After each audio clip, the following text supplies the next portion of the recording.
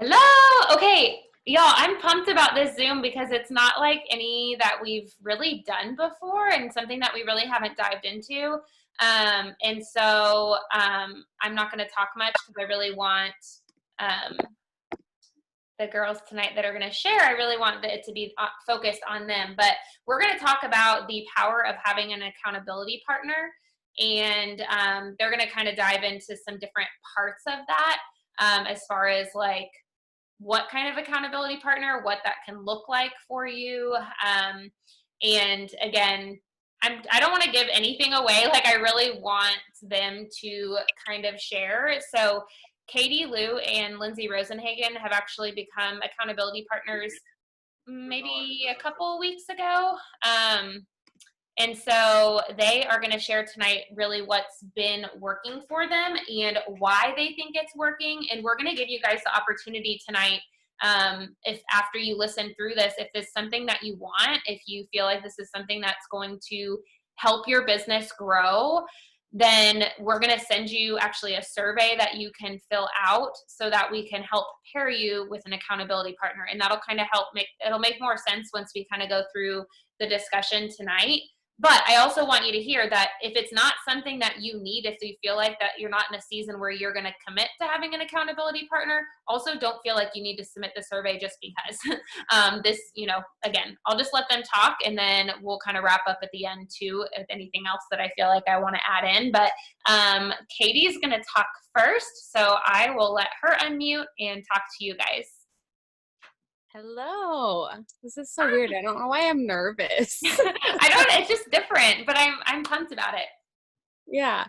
Okay, so the first thing we wanted to talk about, I don't see Lindsay on here yet, but first thing we wanted to talk about is like how do you know if you're actually ready for an accountability buddy? Because I don't know if any of you guys have tried doing it before and maybe it just kind of like dropped off after like a week or so. But for me personally, just a little backstory, and I hate using this word, but I felt like I was just in a funk and a bad mindset. I was like majorly comparing myself and like I felt, again, like I hate using this word, but I felt like stuck and I just literally had no idea what to do to get out of it. But I knew that I was ready for a change. I knew that I wanted something different. I just needed like help to get out of it. So after talking to Alyssa about it, she connected me with Lindsay because she was in a similar state of mind and thought that we could, and we're very similar personality, which Lindsay was going to talk about. And so, yeah, we just started like 2 weeks ago and it's been great. But you don't have to be in like a funk or anything if you want an accountability buddy. Maybe your business is soaring right now. Maybe you're just getting started and you just want somebody else for extra focus, or maybe you like a little fun competition with the sideline. But either way, we do think it's important if you want to have an accountability buddy to find a sideline, which basically is someone that doesn't affect your paycheck at all. And I don't know, it's just like it's a different type of relationship and it's been really good. But most importantly, you know that you're ready for a change, or you're ready for something different, you're ready for more focus, or you're just ready to commit doing this with another person. So if Lindsay's here, she was going to talk about like finding the right buddy for you.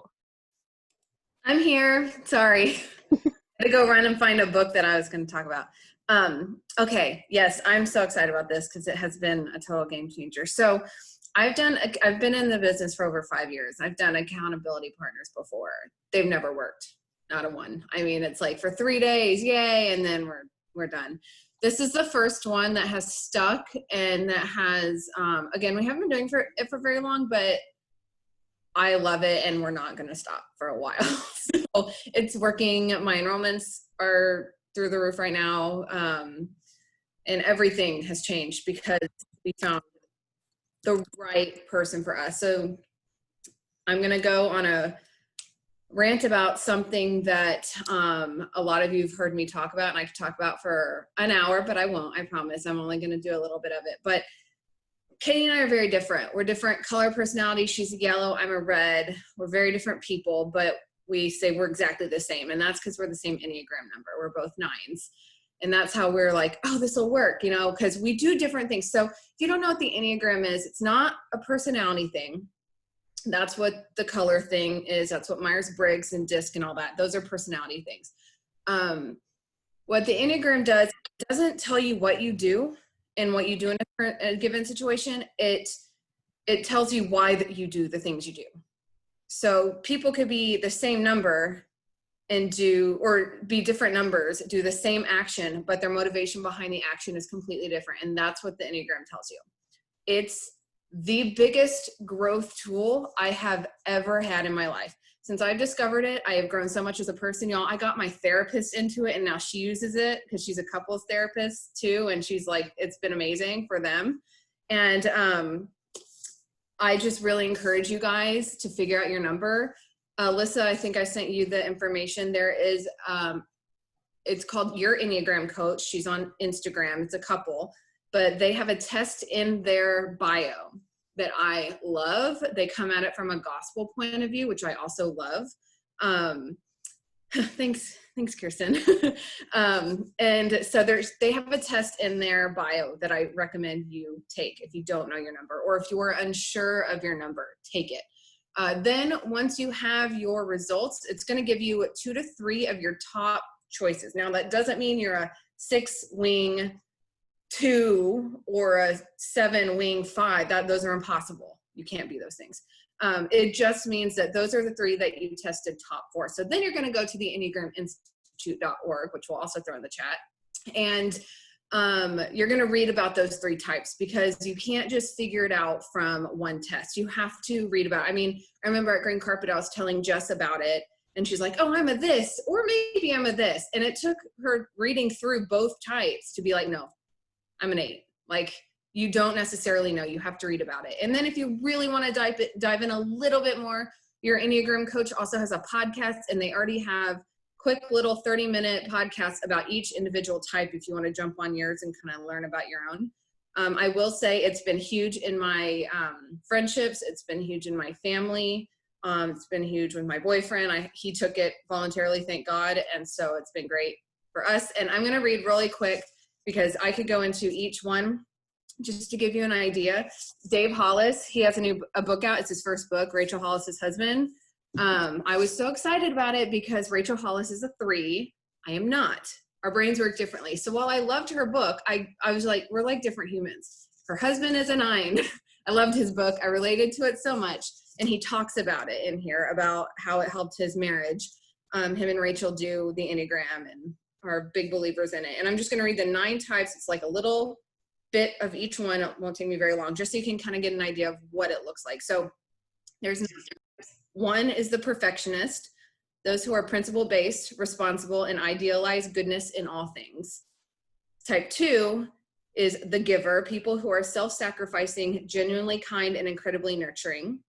Type 3, the achiever, the kind of folks who add value to everything they participate in. They're driven and ambitious. Type 4 is the romantic, the most emotionally attended of all the types, sees beauty in everything and draws significance out of all they touch. Type 5 is the observer, lifelong learners who can evaluate, analyze, and figure out situations to almost any problem. Type 6 is the skeptic, the best contingency planners, threat forecasters, and team players who seek to bring stability to their relationships. Type 7 is the enthusiast, the most curious and imaginative of all the types, forever young, playful, but also the fastest thinkers. Type 8 is the protector, true advocates of the oppressed and vulnerable, present as contrarians and absolutely tenacious, but not as tough as they come across. And type 9 is the peacemaker, natural arbitrators and mediators. These folks maintain inner peace and balance by harmonizing their worlds. So if you heard that and you're like, I think that type, you're probably not. Go take the test. You can't know from one sentence. But I'll encourage you to do it, because it's focused self-development. If you're like, I want a book that's not going to waste my time if I get through half of it and I don't get it. It's going to tell you what you need. It's going to tell you your areas of growth. It's going to tell you, they call it a rumble strip, to know when you're getting off course. It's the best. And you can even Google self-development books for type 2 or whatever. And that's how I found 2 of the most helpful books I've ever read. I was like, these were written for me. So find your type. That's crucial. And we talked about it and we're like, I really think that that has been the game changer, because while we do different things and we are different people, the reason we do what we do is the same. And that's why we know what to say to each other and how to encourage each other and how to form a plan, which Katie's going to talk about in a little bit. But yeah, that's how you find the right person. And we'll go into a little bit more about what you take with, like, how you take that information and find that person. But the next thing is to set your expectations when going into this. So our goal, when Katie and I sat down on Zoom, which again, she'll talk about after this, we're not in a sprinting season. We're not in a promotion month. Our goal was to look for a maintainable level of uncomfortability, meaning we're not just going through the motions. We're not comfortable. We're not. Everything we're doing makes us uncomfortable, but it's a maintainable level where we're not even close to burning out. It actually energizes us because it's pushing us a little bit. It's showing us what we're capable of. And we know how to work with our tendencies and work with how we work to maximize what we're doing. It's awesome. So maybe you are in a season of promotion or sprinting, and that's fine. But the point of the accountability partner, if you want it to work long-term, is to find that level that is maintainable through the seasons where you're not like, I'm going this month. You know what I mean? Like, we all know that not every month can be promotion month. So that's what we're talking about. Then you need to be honest with where you're at, because you can't go to where you want to be unless you know where you start. And it's going to be uncomfortable and it's going to suck to admit to yourself, okay, this is where I'm at. Look at all your numbers. Look at the work you've been putting in. Have you been busy or have you been productive? That kind of thing. You've got to know where you are. And then you're going to have to share that, which Katie will talk about next. But you need to know exactly where you're at. And you have to be ready. You have to be ready to not be there anymore and be willing to do what it takes to get out of that spot. And then be aware of your strengths. And again, this will go back to the Enneagram. That will help you as you learn about yourself. You're going to know your strengths. So I know that I need X amount of sleep to not get sick. I know that I need that time when I'm cooking and eating dinner to just not have my phone, or I'm going to feel like my day is chaotic. You need to know how your brain gets overwhelmed. You need to know the things that energize you. Really take time, journal if you need to, but figure those things out, because it's really going to help you with the next part that Katie's going to talk about. So I'm going to hand it back to her.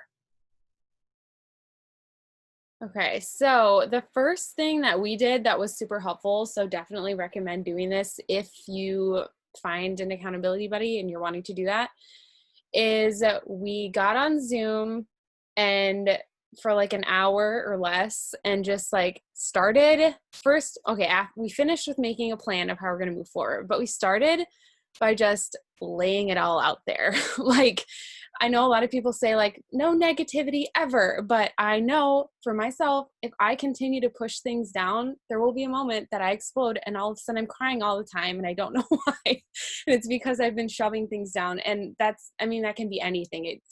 When we talked about laying it all out, what I mean by that is just talk about where you're at. Be honest. Where are you at in your mindset? Where are you at in your business? What's going on in your head? Just get it all out there. This also creates a safe space, some trust with whoever your accountability buddy is, because, especially if you don't really know the person. Lindsay and I have both been in the business for several years, and so we know each other, but we haven't ever done anything like one-on-one like this before. So it was good to just again, build trust, get to know each other a little bit more, where our business has at, how the last few years have gone, and the ups and downs that we've been through and all that kind of stuff. We also, just to be again, real and transparent, we both got real honest about our feelings about Host to Post and how we have not been loving them at all, but we knew that we needed to be doing them more consistently, but we're it was just good to get that all out so then we could get a plan to move forward.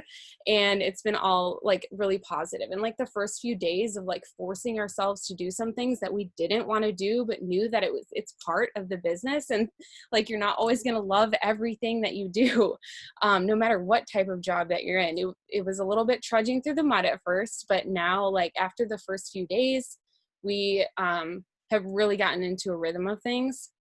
But most importantly, like, if you think someone else coming to you with their struggles, or if they're having a bad day and they come to you with their struggles, if you think that'll bring you down, you're probably not ready for an accountability buddy, because you need to be able to speak life into that person if they come to you for whatever. Just like if you go to that person, they need to be able to speak life into you and encourage you when you need it. So that Zoom was great to just like lay it all out there, figure out where we're at, how we're going to move forward, game plan for like 30, 60, 90 days, and because we wanted to be able to make a routine that was maintainable, that we knew wasn't going to like burn us out, but also going to create like good, consistent habits, which is something that we need to have as business owners, just like when you have a normal job. But obviously with this, you have to create the schedule yourself. And that was something I was missing. Like ever since I quit my job, I feel like I've been floundering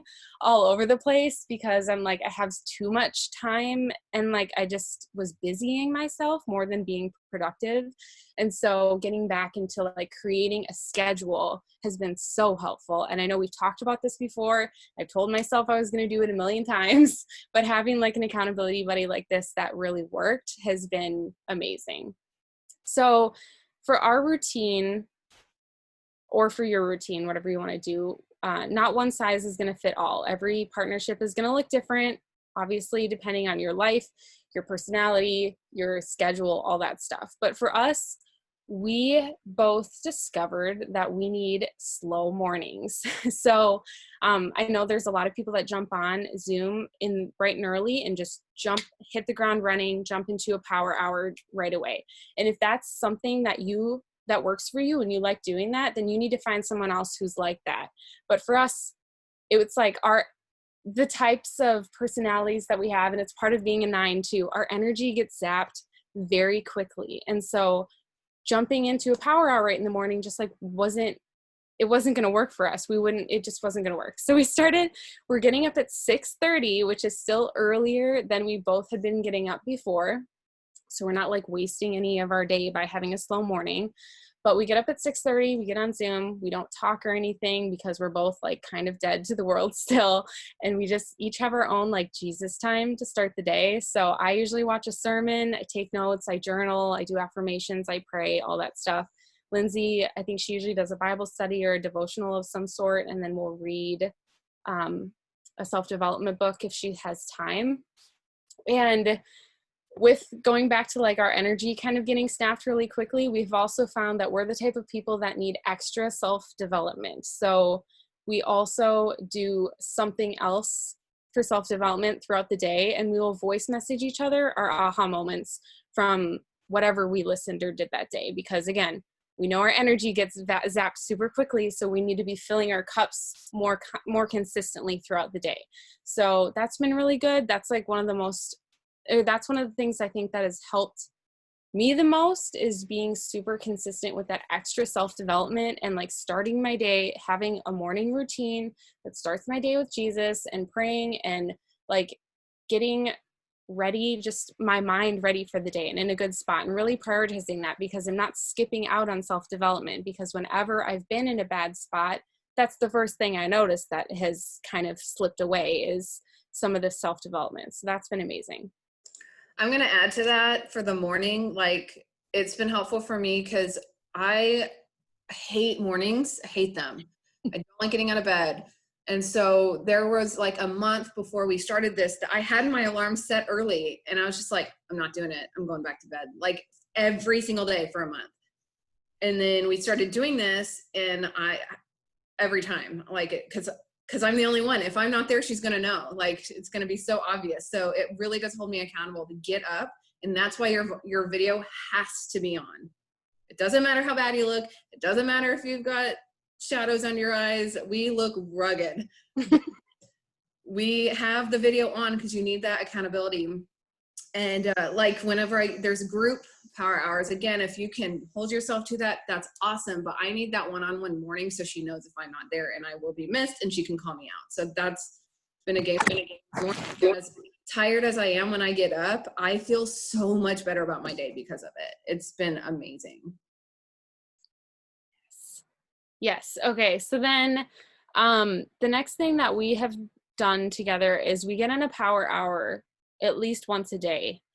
It's depending on our schedule, since Lindsay or my schedule is a little bit more flexible. It's usually at noon, at lunchtime, or at night, like 8 or 9.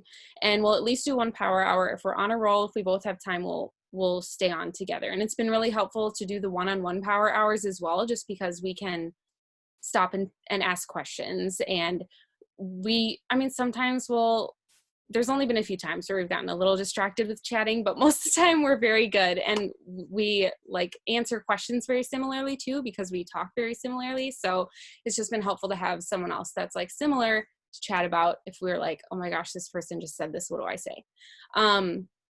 And what else? Oh yeah, we begin every power hour that we do, not the morning one, because we don't talk in the morning, but whenever we do a power hour, we start by sharing something that we're excited about or proud of that day so far. So always starting it with something positive, and that's been really good too, with just gratitude. It's something we both been all things and where we're at, and so that's been really good. Weekends, we still talk all the time, pretty much. On Saturdays, we're allowing ourselves to sleep in a little bit. We get on Zoom at 9, and we still do our self-development and a power hour back to back on Saturday mornings. And then Sundays, we don't meet on Zoom, but we're still sharing our aha moments every day. And like, we're always celebrating the little things. So we'll text each other like, I got one host post up. I sold a sample pack. I had a good conversation. It's anything, big or small. I signed a customer. Like anything, big or small. We're always celebrating the small things to just, again, fill our cups up, always be positive, always be grateful, no matter what. And yeah, I'm trying to think if there's anything else that I wanted to say about that. Oh, so for our power hours, like, we're not only working when we're doing our power hour. That was something we wanted to say, because that's just like our super intentional together work time. But I know Lindsay, even when she's doing her day job stuff, she's still getting up some host posts and still answering questions here and there. And I obviously am still working outside of the power hours, and I have a few other things going on, but I mean, most of the time it's just me doing my thing. But that's something that I've had to be okay with, is just because I have more free time doesn't mean that I have to be sitting staring at my phone doing intentional work for 12 hours straight. Like, because that's just not something that works for me. And I've noticed that's how I've got sucked into this trap of being busy and doing all this busy work rather than being productive. So again, going back to the schedule, I've gotten much better at sitting down at my desk, not on the bed, not on the couch where I naturally want to be lazy and lounge. I go to my desk, and that is where I message and where I do host to post. And like, if I'm doing some of the adding friends and making posts and stories, like, sure, I'll do that on the couch. But I go to my desk when I'm ready to be intentional about my messaging. And that has been a game changer for me as well. And I think that's all I wanted to say, but yeah, I'll add on to that. Our Saturdays, because we don't do anything Saturday afternoon or evening or Sunday, we are on Zoom together for more than an hour. Like this last Saturday, it was like 9 to noon. Like, we're on there for pretty much as long as we can be, until I'm like, okay, I actually do need to go do laundry because I don't have underwear. So like, we do get off eventually, but we try to get a lot done that Saturday to make us feel like good through the weekend. And not that we're not working throughout the weekend, but that is just our insane, like, we're going to knock out as much as we can. I was going to say something else. I don't remember what it was. No, I don't remember. Okay. I'm going to close with, the more honest you are with yourself and with your person, the more successful you're going to be with this. I think what's helped us is, like Katie said, we do need a lot of self-development. We have something that, like, our number struggles with is negative self-talk, which everyone has it, but ours is just like, it's constant. Apparently some people's shuts up, ours doesn't. So we have to really just feed ourselves truth all the time. And sometimes that creeps up when we see something on Facebook or someone responds to us a certain way, and you get triggered by something. Maybe it's someone telling you it's a pyramid scheme, or maybe it's you scroll past someone and you're comparing instead of being inspired. Whatever it is, we don't push it down. Like Katie said, we explode. That's kind of our thing, is we numb, and then explode. So something I learned in therapy is don't ignore it. Don't push it down. You need to speak it out and give it a name, because it's not scary if you give it a name. And so we jump on voice message and say, hey, I just saw this, or this just happened and it made me feel this way. And you explain, and you have to get real vulnerable. And the more vulnerable you are with your person, the better you're going to be. And you have to say, it made me feel this way. I know this isn't true, but it made me feel this way. And then I go, like when Katie comes to me and says that, I can go back with a voice message. You guys, voice message, don't text this part, because it's so much more powerful to hear words from someone in this moment. You need to tell them truth. Say, I see you feel that way. Your feelings are valid. You feel that way for a reason, but this is what's true. And speak truth into them. And then you have to encourage them, hey, maybe don't block that person, but maybe unfollow them for 30 days, like snooze them, remove the trigger. And it could be someone who's on this Zoom right now, you guys. We all compare ourselves in different seasons. And that's okay. It's not going to hurt any of our feelings if you snooze us.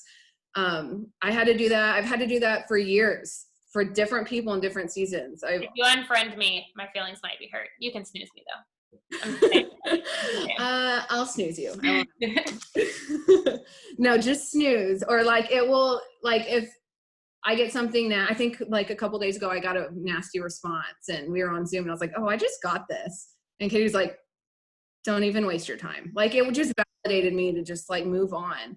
And so, but you need to remove that trigger. Okay. So for the first few days, we were going to each other maybe once a day or a couple times a day with these things. And we haven't had it since then, because we removed those triggers. We're able to come back to our own selves quickly with truth. So you don't even have to go to that other person, but just having someone there to hear you, help you through that, encourage you to get rid of whatever triggered you, is really going to be very, very helpful. In fact, like today we had great, like since we started after like the third day, we're like crushing it. And then today we're both like, this is just not what's happening. Like we're just grumpy and pissed. And I sent out 1,000 messages and got a post up. Like we were like, what is going on? And we did it again today, where we voice message each other, encourage each other. And what we noticed is in the past, when we would have these kinds of days, we'd just be like, forget it, turn on the TV, just numb out, not even think about it. But now it's helping us push through that feeling of, this sucks, I hate this, why is no one responding, what is happening, I've gotten so many no's, and we're still pushing and we're still working, and it's helping so much. Like, and it's just different. I have my joy back, I have my fire back, I get excited, and it's all mindset, and we know this and we've been preached it, but the accountability has been a game changer, that someone else like knows how I feel and is there with me and all of it. Oh, and I did want to add, in case you didn't see, when you are on your Zoom and you're just laying it all out and kind of complaining, and this is how I'm feeling, this is where I'm at, this is what's frustrating me, I'm mad about this, you get 20 minutes and you're done. Okay. Each person gets 20 minutes, set the timer, and then you move on. And you can spend that time like having a discussion like, oh, okay, I've been there, but you get 20 minutes, because if you do longer than that, you can just stay in that negativity. And it's so easy to stay there, especially when someone understands what you're talking about. But that's it. Oh, okay. And then, yeah, so Alyssa just put a link in the chat to help. I'm so excited about it. It's going to have a questionnaire. If you don't know your Enneagram number, you're not 100% sure of it, take the test and figure that out first, and then go to SurveyMonkey, because it will ask you your number. And this is to help us pair you up with a good partner for you, because you might want to be like, well, I want to be with this person because I like getting to know her. Well, that might not be the best person for you. We really sat down and talked this through, and again, we think the reason this is working so well is because we have the same motivation behind what we do. We have the same tendencies because of, you know, all the brain stuff. So I'm excited. So take the test if you don't know your Enneagram number, and then go do the survey if you want an accountability partner. And again, be ready for it. If you can't handle someone coming to you with, hey, this happened today and it made me feel this way, if you can't in turn speak truth to that person or encourage them, you're maybe not ready. And that's okay. You know, there are phases of funk, and you're in the part of the funk where you're not ready yet. So you need to be ready and be really willing to be uncomfortable, because as much as I love our morning time, I still hate getting up at 6:30 in the morning. Uncomfortable. Yeah, it's not great, but it's great once we're up. It's just getting out of bed. I'm like, death. Yeah. I hate it too. Still. And now I'm doing celery, which makes it even worse. Oh my It's fine. It's fine. Okay, so I'm going to put that survey in the chat too. So for those of you that can't copy it at the moment, I'll throw it in the dolls chat. I just wanted to kind of like run through some notes that I was taking while you were talking, and some of it's really just kind of like aha moments. But I think some of the power of having an accountability partner is having a fresh routine, like what you guys are talking about. Just like, I don't know, there's something like nice about like having a new to-do list, or like a new, like, I'm going to do this and this and this, like just kind of like reset how you work the business, and it feels new again. Because so much of what we do is repetitive, and some of it we don't like. So if you can at least rearrange how you do it and then have someone else that talks through it with you, I feel like that helps. And and Lindsay had told me this the other day about you guys creating like a maintainable routine of like something that you can do through all seasons of your business. And then in those months where you are like, I need all the volume, it's happening this month, you can just double or triple or add to it, and you know, whatever, but having something that you never have to take away from, that it's always, I can do at least this, but I can do more when need. And I think so many people, especially like, I know we do have some newer people in the company that are on this Zoom that have gone Ruby pretty fast, and life happens. And I think people that are newer to the industry, it feels like I can be all or nothing. Like right now, a lot of people are like all in. There might come a time where you can't do it all and you can't be 100% present. You need to have some sort of routine that you can still do regardless of what you've got going on. So it doesn't have to be all or nothing. I see so many people put in so much work, full force, and then completely disappear. Like find a way, some middle ground. So I love that you guys are doing that. I love that y'all are starting with something positive. I think that's so good. And I think that's something we all need to remember. And it's something that I've always thought about even on payday. Like when I message Ashley on payday, I often will say like, I'm so grateful that you changed my life by offering me this business. Like I'm so grateful for every penny. Not super pumped about my check. It could be better, but I'm thankful. Like, but I always try to like, and anytime I need to vent to someone, like it's the same thing. Like, I don't want to do this because I have these good things happening, but here's this. And I think it does make a difference for accountability buddies. If you guys, I'm going to say buddies, not partners, because I like that you keep saying that, and it's so much more fun. But like, I think that'll help you guys also help someone through their negativity, is if you guys are also mixing in the good stuff too, then it's easier to kind of handle. We all have had those people on our team that we only hear from them when they have something negative to tell us. So you don't want to open the chat. So I think with accountability partners, it's really helpful if you guys can throw that in there, like you were saying. And then as far as kind of being able to take an honest look at yourself, you have to think of this business like if you had a boss at a normal job and you weren't showing up to do the job that they know that you could do, or the job that they hired you for, they would pull you into their office and be like, hey, like, you're not doing XYZ. Like, they will tell you what you're not doing. In this business, you have to be able to tell yourself. You have to be able to look in the mirror and be like, here's XYZ. And maybe you're doing the work, but the mindset isn't there, or the mindset's there, but you're not doing the work. But you do have to be able to give yourself that an evaluation. And a lot of people, because we tend to have an employee mindset, we just never have that conversation with ourselves or with someone else, and we don't have that honesty to turn it around. And we tell ourselves that we're doing the things, or that we're doing the development or whatever, but we aren't doing both at the same time, or there's something missing. So, and I know they already touched on this, but I specifically was just like a tiny little bit nervous to pair two people up that were both coming to me privately with different struggles, well, the same struggles, but separately.